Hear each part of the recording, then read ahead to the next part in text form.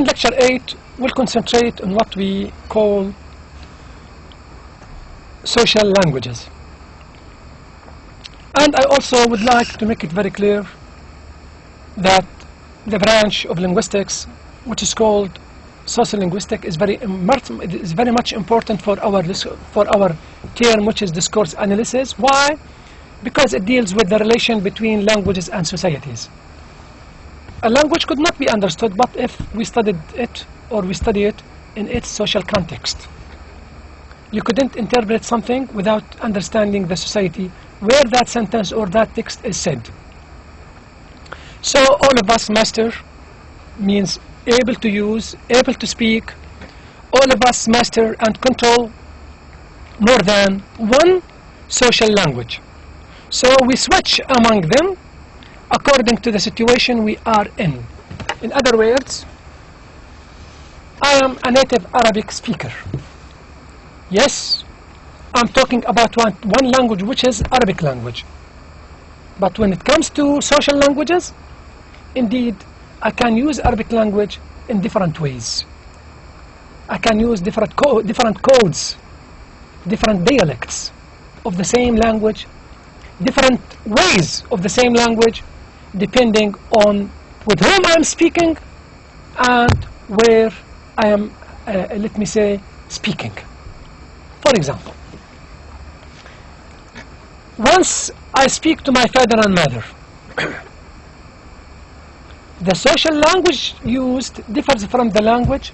The social language, I say social because it is taken from society. The society taught me that once you address your father, you have to speak in that way. But once you talk to your friends, yes, you can speak in another way. So the social language I use, I'm talking about Arabic, I use with my father differs from that I'm going to use when I leave the house and I start to speak with those who are at the same age as mine, who are my friends, who started with me as friends from the very beginning of my life, from my childhood. So here I talk about two social languages. If I'm speaking to my father and mother, I will speak in a way which shows them my respect to them. I will choose a way which helps me show them that I'm educated, I'm nice, I'm good, you are to be proud of me. At the moment I leave them and I meet my friends in the street, I will change. The code, the dialect, the way, the social language I use. I will start speaking with my friends loudly because the motive has changed. I'm not meant to show my friends that I'm clever or educated. I'm meant to show them that I'm tough, I'm strong. So the social language that I will use with them will change because I will take into consideration other factors. So everybody has more than one social language in his life. I'm talking about one language.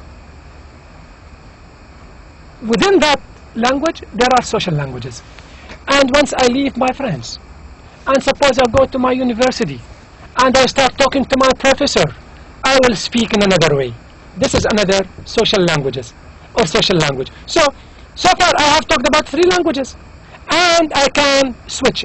I control, I master these 3 social languages because I'm professional at Arabic and I'm living in an Arab society. So I know how to address my father and what the society expects from me when I talk to my father, a respect and appearing as nice, as good, and what I'm expected from the society when I talk to my friends, and what I'm expected to be when I talk to my prof. I have to show him respect. He is the one who is responsible for me. He is my professor, my teacher. So all of us master and control more than one social language. So we switch among them. Sometimes I use this social language, one. Then I must switch to social language, the second, or the third. According to the situation means with whom I'm talking, where I am. If I'm at home, I will speak in a way. If I am in the office of my prof, I have to change the way. So we switch among them according to the situation we are in. So everybody has more than one social language, and he can switch among them. He can switch among them. This is a very important point. Notice, the word conversation, once I say conversations with a big C, capital C, and I don't write it with the small letter c, because I'm talking about another type of conversation. I'm not meant here with a conversation between two persons, two girls, two boys who are equal. No, I'm not talking about individuals. Big C conversations, conversation among discourses. Notice, here I'm not talking about a discourse, about a conversation between individuals, Ahmed and Ali, Huda and Maryam, for example, my father and my mother, me and my teacher. No! It is a conversation among discourses. Discourses can converse. And what I mean by discourse, as I said last time, I'm talking about ideas in a given society. A discourse between, or conversation among discourses, if I do talk about white Americans and Native Americans, it is something historical. Some of them, or part of them, one of these groups feel that they are the ones who developed America and made it a great country. The other group, the Native Indians, Native Americans, feel that no, they are the real owners of America, and they are the ones who deserve living in America.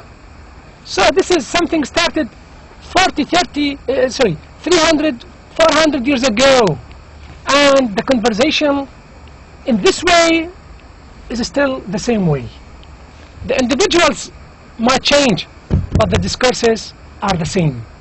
The concept, the idea between two groups, one who feels that he is the one who developed America, and the one who feels that he lived in America 15,000 years ago, and as a result they are the real owners of America. And this is the concept, the discourses. Something deeper than a conversation between two people, two individuals. Now it is time to become clearer about what we mean by conversation. This is important. The word conversation, as G is using it here. G, the author of the book on which we depend, and I talked about it at the beginning of our lecture. The word conversation, as G is using it here, can be misleading. We tend to think of conversations as just words. Conversation, it is just words. You say something, I say something through the use of some words. But the source of conversations, he refers to G, the author of the book. But the source of conversation he is talking about involve a lot more than words. They involve the discourses, in fact, conversation. They involve these conversation discourses. It is better, perhaps, to call them conversations with a big C, to differentiate it from conversation between individuals. Conversations within a big C, since they are better viewed as historic, something historic. The conversation between Native Americans and white Americans is something historic. Something has something to do with the history of of America as a country. Viewed as historic, conversations between and among discourses, not just among individual people. Please keep this in mind. If, as I said before, you are listening to a conversation between a Native American and a white American, indeed, who represents the conversation between two concepts, two ideas, two values, two beliefs, are really individuals, but they are not talking with one another as individuals, Ahmed with Ali, about something personal. No!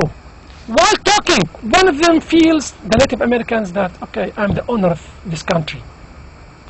At the same time, the white American, while he is having this conversation, he conveys messages that I'm the one who developed that country. This is something started many, many years ago.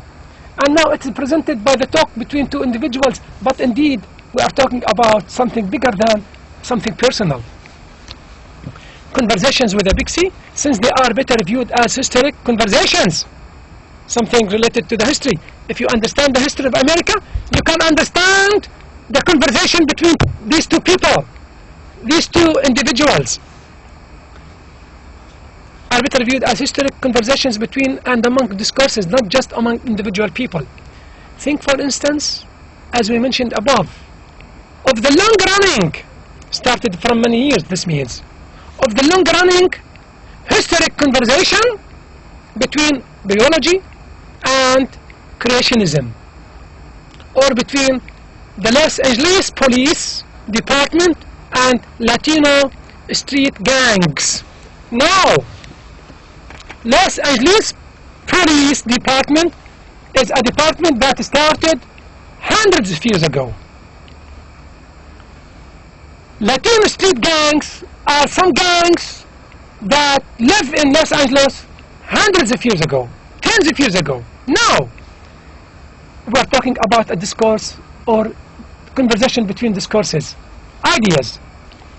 Being a person who belongs to the Latino street gangs, or a person belonging to Los Angeles Police. So the conversation takes place is not between George, who is one of the Los Angeles Police Department, and, for example, Mario, who is one of the Latino street gangs. Indeed, both of them presents a bigger concept. The bigger concepts in here is Los Angeles Police Department, and the other is Latino street gangs. As if I'm saying the conversation is between Los Angeles Police Department and Latino street gangs, but it is represented through those individuals. So they are talking to one another from this viewpoint.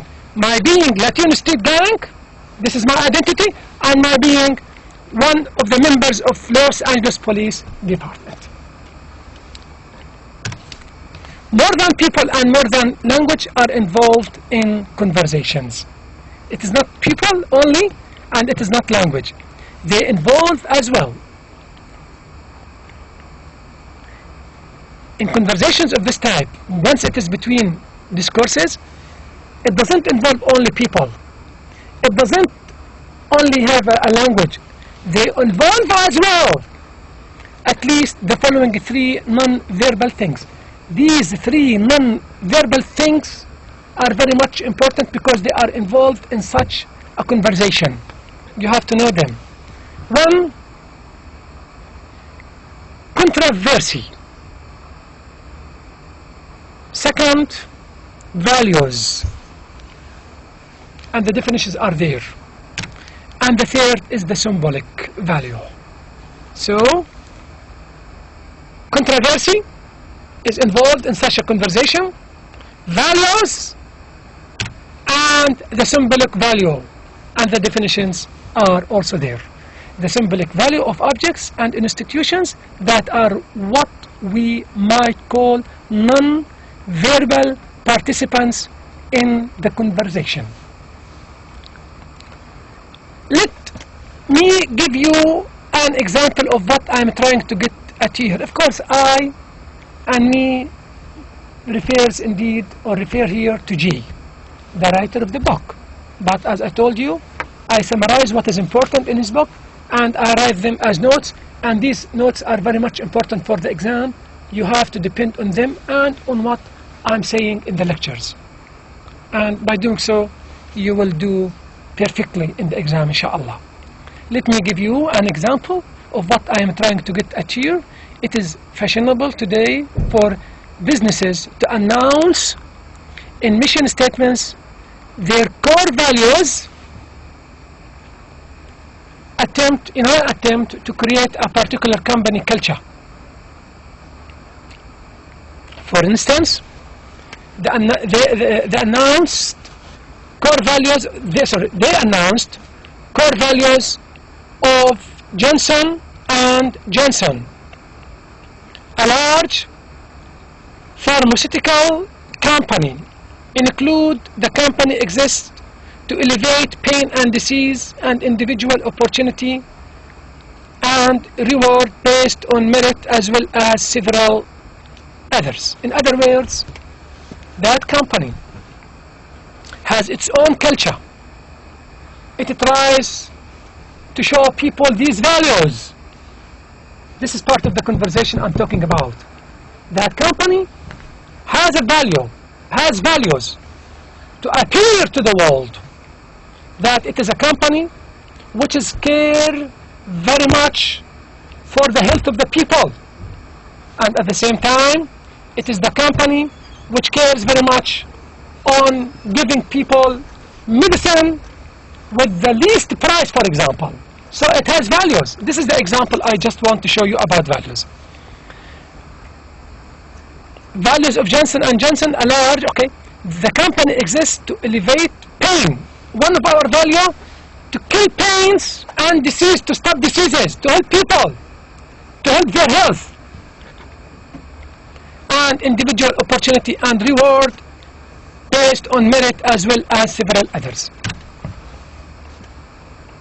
I want now to return to how whose means who more than one, and what's are communicated in language, keeping in mind that language alone is rarely enough and is always put together with other stuff to pull off a discourse. In other words, the language used is not enough. In order to understand the language, this is the point, what the point means. In order to understand the language, you have to consider other stuff. Other stuff means other factors. So in order to understand a conversation between two people, you have to know their historical relation. So the language itself is not enough. Knowing the culture, knowing the social habits, knowing or understanding the society historically are other stuffs that are important in addition to the language, in order to understand the discourse, in order to understand the text, in order to understand the conversation. For example, as the example I have just given to you, a conversation between a member who belongs to the Latino gangs or a member of the Los Angeles Police Department. If you do not understand the historical relation that Los Angeles Police Department always look at the Latino gangs in the street as those people who cause problems, for example, crimes, and that those Latino gangs look at the police members in Los Angeles as people who always want to arrest them, to accuse them, to see that they are the ones who cause crimes while they are not. If you do not know this relation between these two groups, you wouldn't understand the conversation takes place between them. It is time then to turn to examples in order to make my points about who's doing what's more concrete. Consider then the warning on my aspirin bottle. G has already given a good example for an aspirin bottle. Now, in the aspirin bottle, the companies who made that aspirin bottle wrote some warnings. If you want to play in the field of, or to work in the field of discourse analysis, that warning is to analyze depending on the words used and why these words are used in that warning. Of course, if you are not a specialist, you will read the warning in the bottle without thinking of the connotations that might be related to these words. Listen now. It is time then to turn to examples in order to make my points clear. Consider then the warning on my aspirin bottle, G's bottle, printed below. Italics and capitals are in the warning. Let's have a look at the warning written in the aspirin bottle and how two discourses are there. Warnings.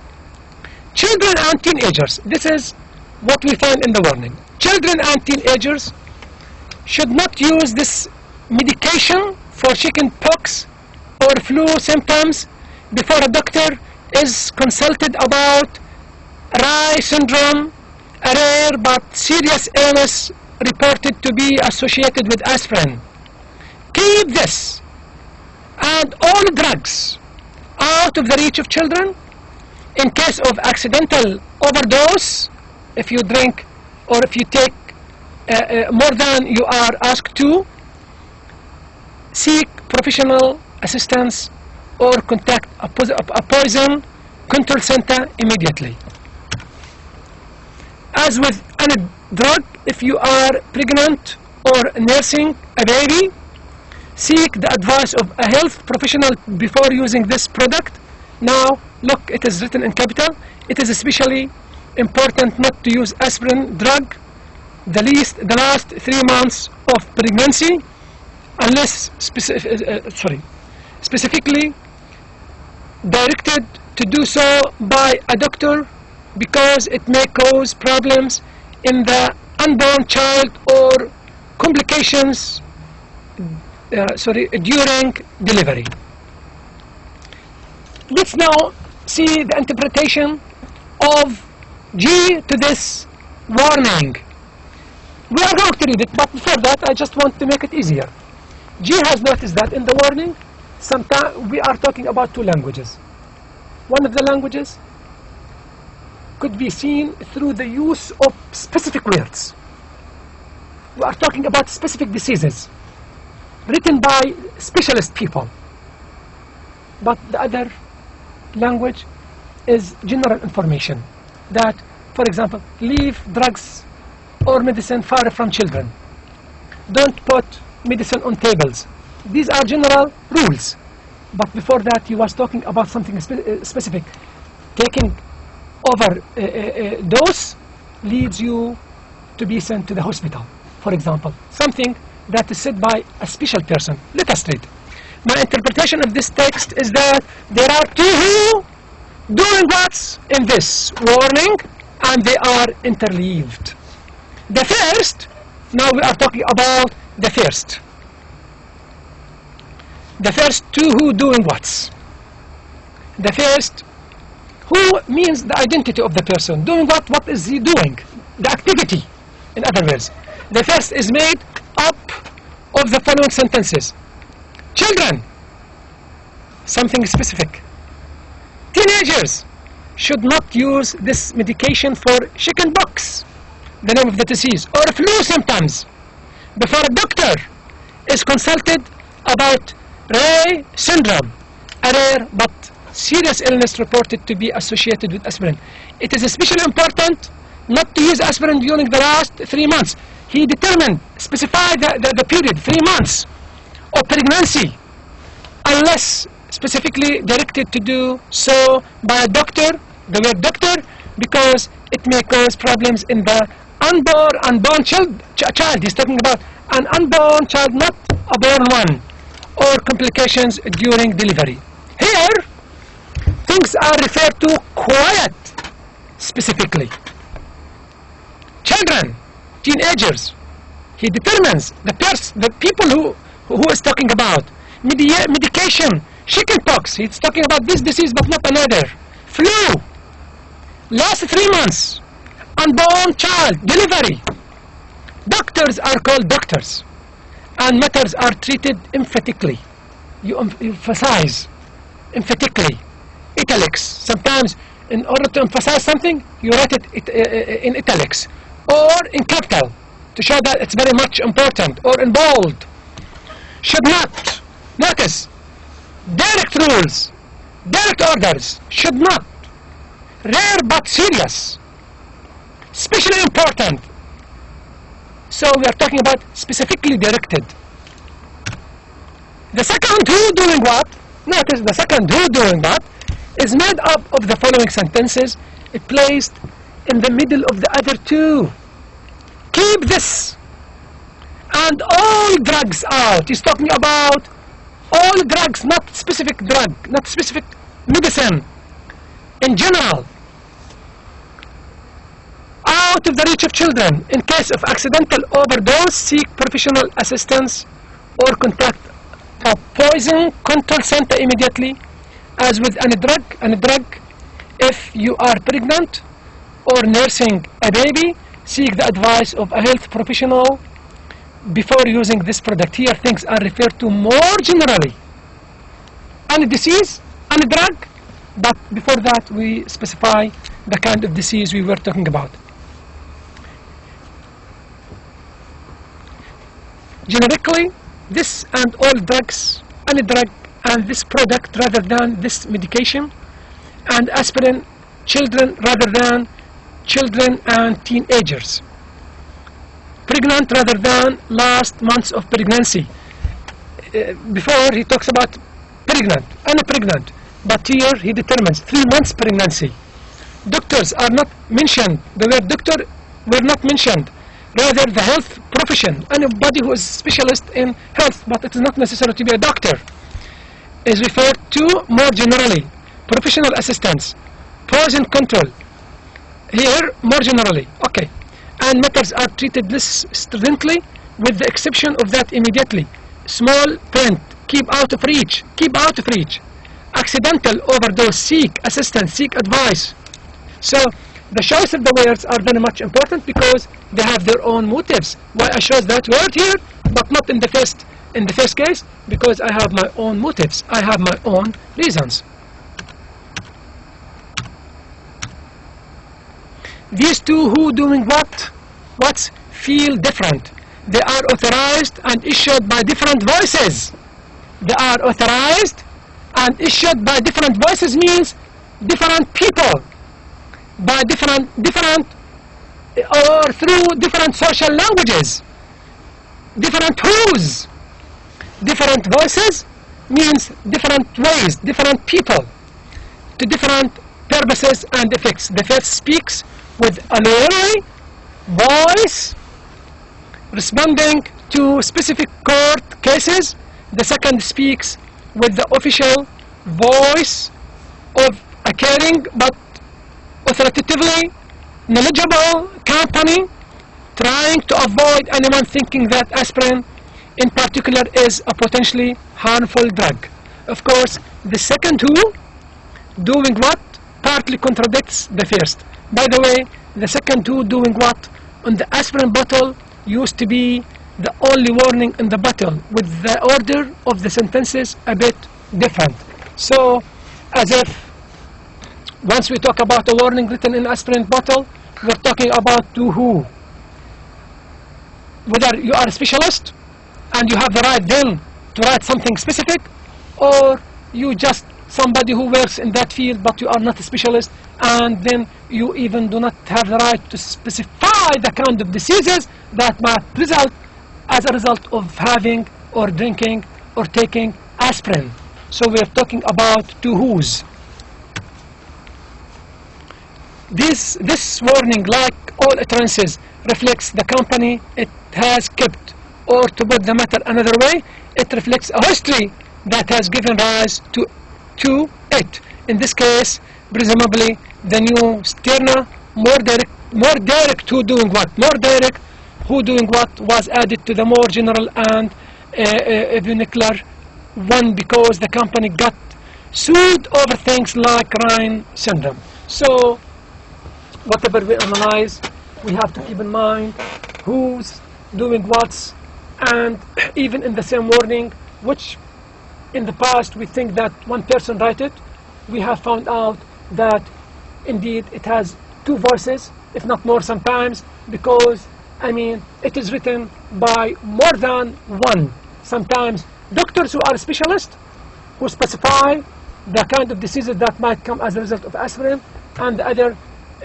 who is not a specialist, but he wrote something in general about drugs in general that are to be out of reach of children in general, not children whose age is 3, for example. And this is the end of the lecture. I would like to thank you so much, and I wish you all the best, inshallah. Thank you.